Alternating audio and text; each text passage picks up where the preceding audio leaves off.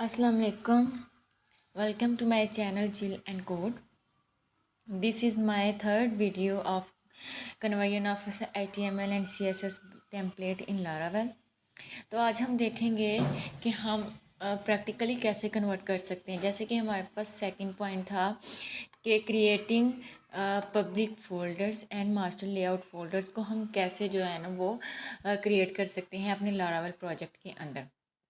Laravel project को create करने के लिए हमारे पास एक और बहुत इजीली जो है ना वो लारावेल डॉक्यूमेंट पे अवेलेबल होती है। उसके ज़रिए हम कोई भी किसी भी डायरेक्टरी में लारावेल प्रोजेक्ट को क्रिएट कर सकते हैं। लारावेल क्योंकि बेसिकली एक बैकएंड प्लेटफॉर्म है, बैकएंड फ्रेमवर्क है, तो इसीलिए हम इसको ज़्यादातर सर्वर पर ही रखते हैं। अगर आप लाइव सर्वर पर नहीं यूज़ करना चाहते तो हम लोकल सर्वर पर जैम के ज़रिए हम इसको रन करते हैं। ठीक है, तो आज हम देखेंगे creating public folders and master layout folder and file कैसे क्रिएट की जाती है। तो चले आएँ। सबसे पहले मैंने एक टेम्पलेट डाउनलोड कर ली है। टेम्पलेट डाउनलोड कर ली है। इसमें हम देखते हैं कि इसमें कौन कौन सी चीज़ें हैं ना जिनके लिए हमें ये मास्टर लेआउट फाइल और पब्लिक फ़ोल्डर जो है ना वो क्रिएट करनी है। सबसे पहले हमारे पास एक CSS का फ़ोल्डर है जो कि स्टाइलिंग प्रोवाइड करेगा हमारी वेबसाइट को, जो कि हमारी टेम्पलेट को स्टाइलिंग प्रोवाइड करता है, उसका एक फ़ोल्डर है। उसके अलावा इसमें फ़ॉन्ट्स दिए गए हैं जो कि हम फ़ॉन्ट्स यूज़ करते हैं, उनका लिंक होगा। ठीक है, उसके बाद हमारे पास इमेजेस हैं। जो भी वेबसाइट में इस टेम्पलेट में जो भी इमेजेस लगी हुई हैं वो उनका फ़ोल्डर है। उसके बाद हमारे पास है GS का फ़ोल्डर। अगर इसमें जावास्क्रिप्ट या jQuery यूज़ हो रही है तो ये उसके लिए लिंक है। ठीक है, उसके लिंक्स जो है ना वो GS फ़ोल्डर में दिए हुए हैं। तो हम देख लेते हैं कि इसमें इस वेबसाइट टेम्पलेट में हमें हमारा जो लेआउट है वो किस तरह है, जो परमानेंट चीज़ें हैं, जो लेआउट है वो किस तरह बेस कर रहा है।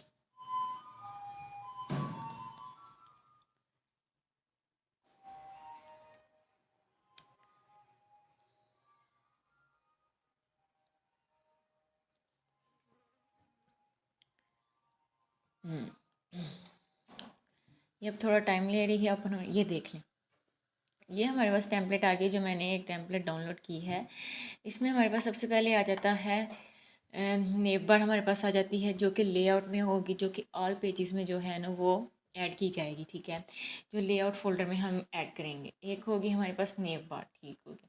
उसके बाद हमारे पास आ रहा है हेडर। हेडर का जो पार्ट है अमूमन ऑल वेबसाइट्स पे हम सेम हेडर शो करते हैं। ठीक है, उसमें हम 4 से 5 इमेजेस जो है ना वो यूज़ करके अपनी वेबसाइट को अट्रैक्टिव बनाते हैं। ठीक है, तो इसमें इन्होंने 3 यूज़ की हुई हैं।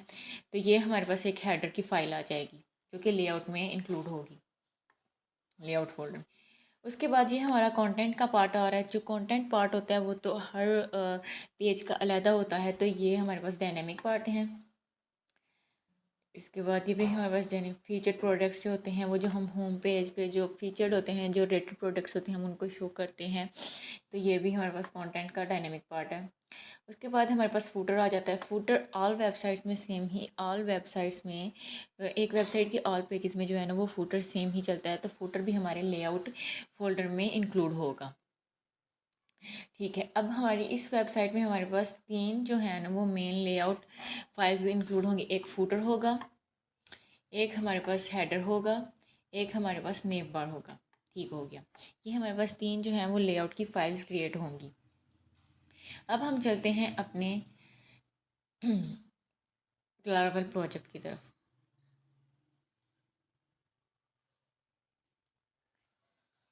ये मैंने जैम्प IT डॉक्स में अपने फ़ोल्डर को क्रिएट कर लिया है। लारावेल ब्लेड कन्वर्जन के नाम से हम इसको विजुअल स्टूडियो कोड में ओपन कर लेते हैं।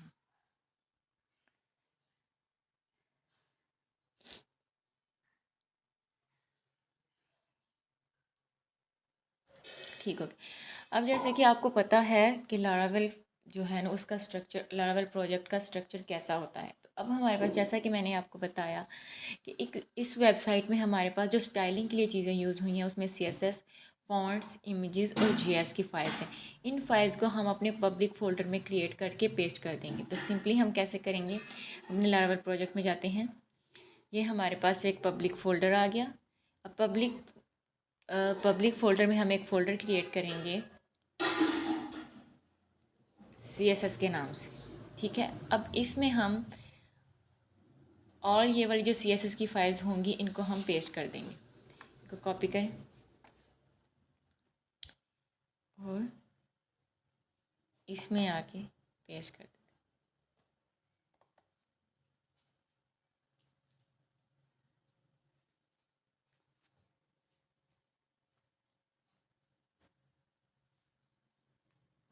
उसके बाद हमारे पास आ जाता है, उसके बाद हमारे पास एक फ़ॉन्ट्स का आ जाता है, तो हम एक फ़ॉन्ट्स का फ़ोल्डर क्रिएट कर लेते हैं।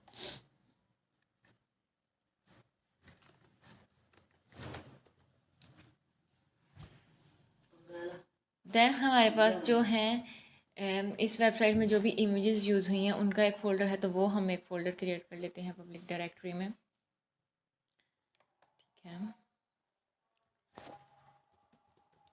इमेजेस का, ठीक है। उसके बाद हमारे पास एक JS का है। JS का फ़ोल्डर जो है ना वो हमारे पास अवेलेबल है, तो हम एक JS का भी फ़ोल्डर यहाँ पे क्रिएट कर लेते हैं। ये हमारी जो चीज़ें हैं ये हमारी वेबसाइट की स्टाइलिंग को इंक्रीज़ करती हैं, तो इसलिए हम इनको पब्लिक डायरेक्टरी यानी एसेट्स में रख के हम इनका लिंक क्रिएट करेंगे JS।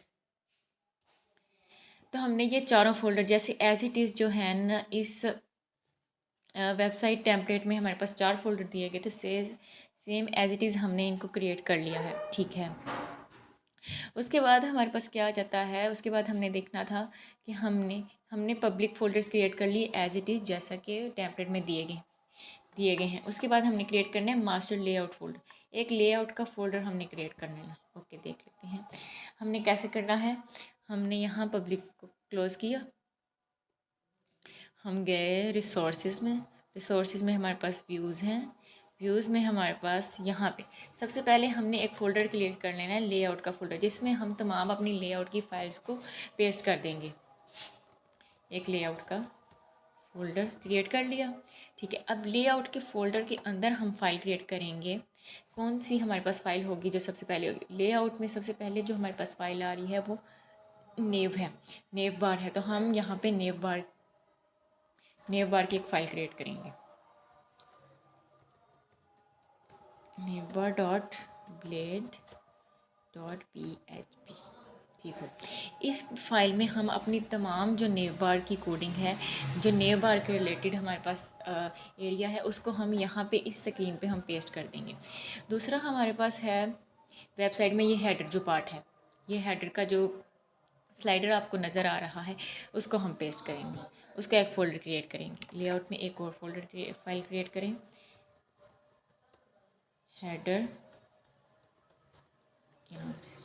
ठीक है, उसके बाद हमारे पास और इसमें लेआउट में क्या चीज़ आ रही है, हमारे पास फूटर आ रहा है, तो हम एक फूटर की फ़ाइल क्रिएट कर लेते हैं।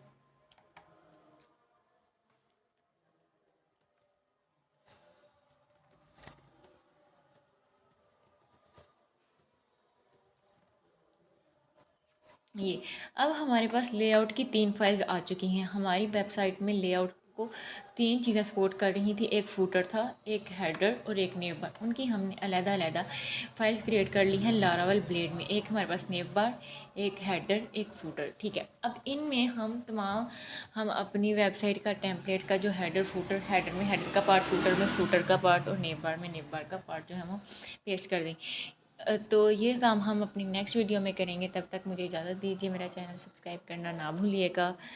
सी यू, अल्लाह हाफिज़, बाय बाय।